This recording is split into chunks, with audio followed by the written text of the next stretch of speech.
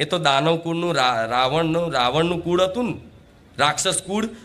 તો અહીંયા તે વિભીષણજી ભક્ત પેદા થયા હતા, ખબર છે ને. હિરણ્યકશ્યપના ઘેર પ્રહલાદજીનો જન્મ થયો હતો. એટલે ભલે તમારા ઘરમાં કોઈ નાસ્તિક ભલે બધાય હશે, પણ એક તો હશે કે જે ભગવાન માતાજી પર ભલે એ મહાદેવને માનતો હોય, હનુમાનજીને માનતો હોય, પણ એના આરાધ્ય જે દેવ હશે ને એના વિશ્વાસ કરે, એને ખૂબ માનતો હશે.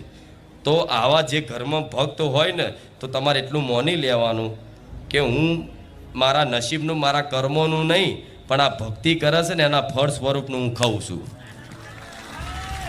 આ સત્ય છે.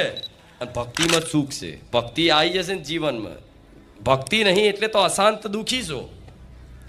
જેની જોડે બધું જ હશે પણ જીવનમાં ભક્તિ ભજન નહીં હોય ને માણસ અશાંત રહેતો હશે, ચિંતિત રહેતો હશે, ટેન્શનમાં રહેતો હશે, રાતે ઊંઘ નહીં આવતી હોય, રાત દિવસ ચિંતાઓ થતી હશે, બસ એને ડર લાગતો હશે.